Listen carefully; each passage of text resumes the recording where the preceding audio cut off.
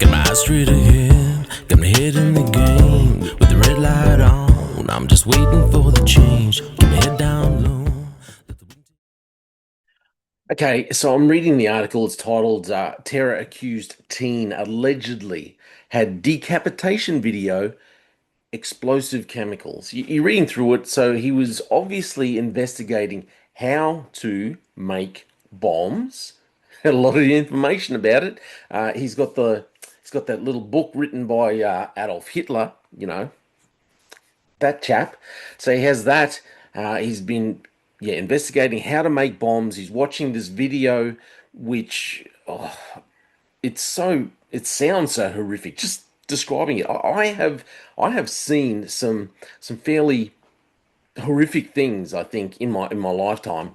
But the description of this video that he's been watching of torturing someone and cutting their hands off, and the video ends with decapitation.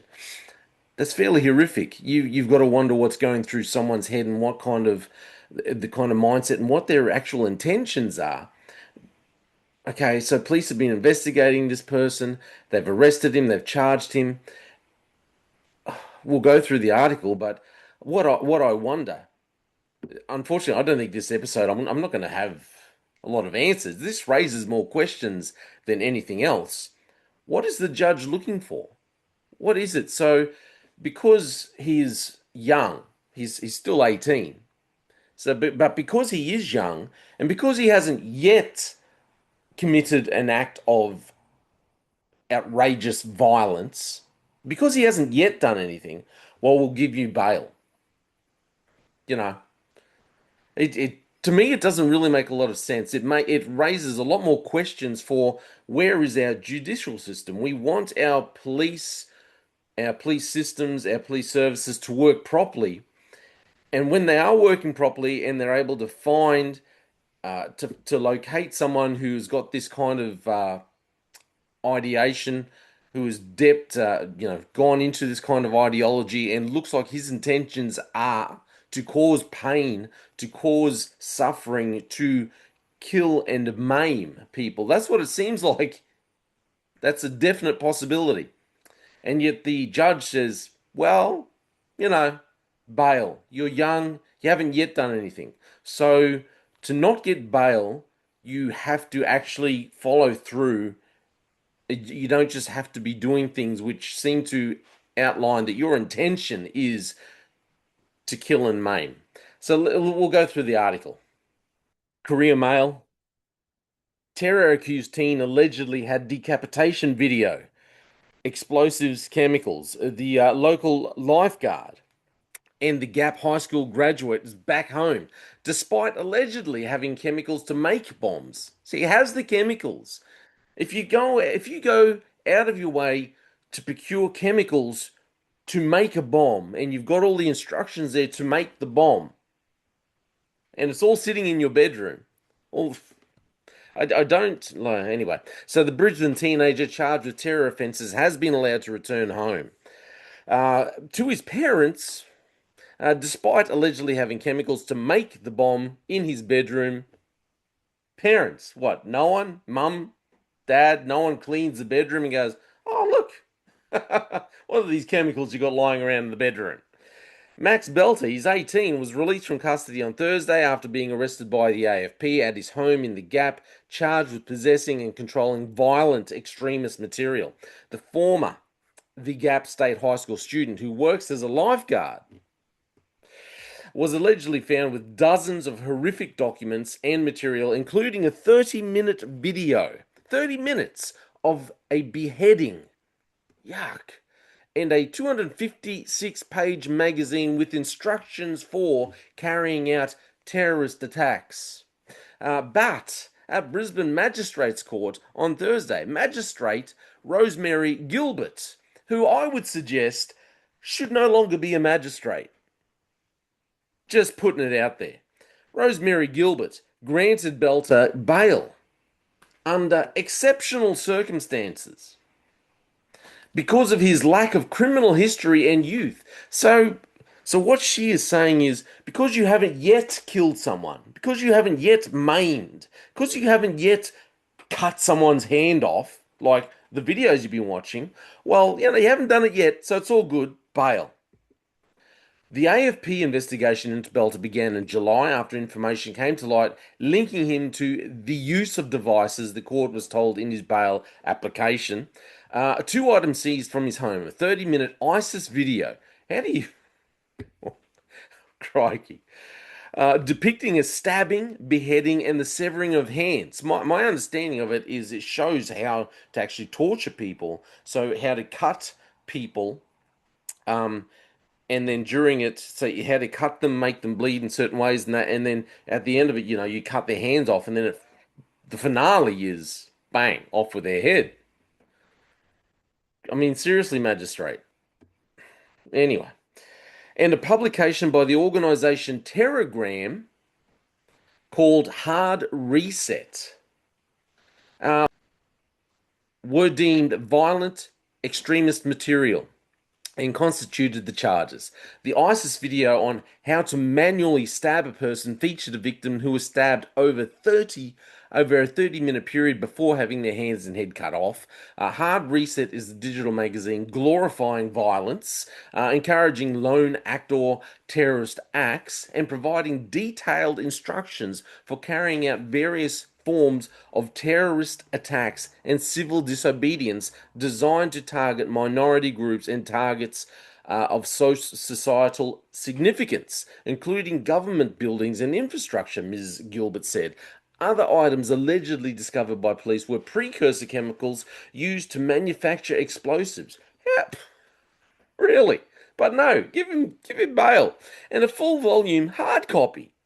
This is amazing. A hard copy of an improvised munitions black book, which contained instruments for the manufacture of homemade explosives. Well, if you're watching this on video, so here he is covering his face. Covering his face. It's alleged Belter also had books entitled Middle Eastern Terrorist Bomb Designs.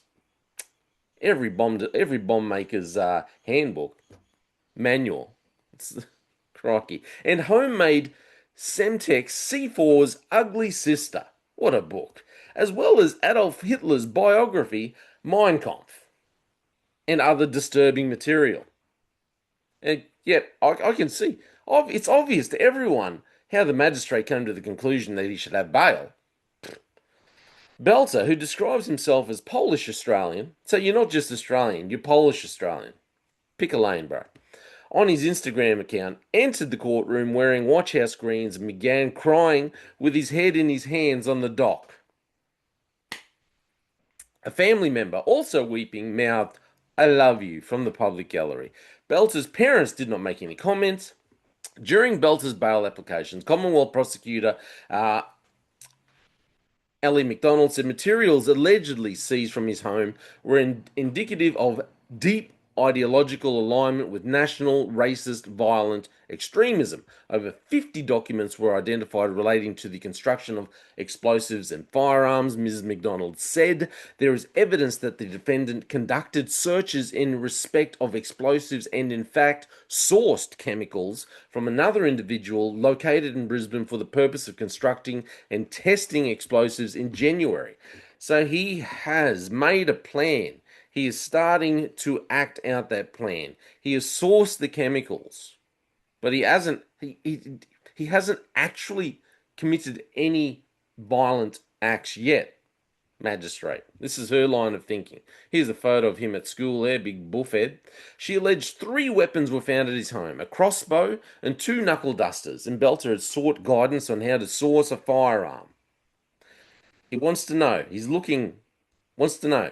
He's got sources. He's got some precursors. Wants to know how to make a bomb. Wants to know how to get his hands on a firearm. Okay, magistrate. The defendant had shown a fixation with material consistent with a nationalist and racist, violent extremist ideology. And his possession of that material included books, technical manuals, audio files, and various memes. She says there is a risk in my submission that if he is released and bailed, the defendant will continue to engage with others online. Engage with the online violent extremist material, which plays a role in radicalizing individuals to violent extremism and terrorism. Belter's barrister, Sam Bain, instructed by, who cares what he was instructed by, sought to clarify comments from Ms. McDonald about his client allegedly encouraging others to engage in violent behaviours. There's a reference to going with the other gentleman and letting off the explosives rather than far wider connotations than that, he said. So it's just a reference that, hey, let's go off and let's let off the explosives. So let's trial it. Let's see what damage we could possibly do. Let's talk about, hey, if I let it off here, this is the radius. This is the damage that it's going to cause, and within this radius. So if I let it off here, I could potentially kill this many people. Is that the chat, or what? We just don't know what the chat is, and we're just supposed to believe that he hasn't yet committed any kind of violent acts, so it's all good. He's safe. Ms. Bain said Mr. Bain, sorry, his client had indicated a willingness to engage in a de-radicalization program. He's indicated now that he's sitting in a watch house. Now he's got this. He's got a sudden willingness. Got a sudden willingness, so, which would form part of his bail conditions if released. He claimed the alleged weapons were Belter's father's. He claimed, and this line here, and his parents believed Belter had undiagnosed autism. So it's funny. For 18 years, this little chap has been running around their home, locking himself in the bedroom, looking at just freaky videos, reading wild magazines. No one has noticed that he's got a copy of Hitler's book in his bedroom, and he's got chemicals lying around to build a bomb. His parents, all the years that he's been there, his parents haven't noticed any of these things. But now all of a sudden, oh, we think maybe he's got undiagnosed autism. Well, really? Never bothered you before, has it? But now, autism.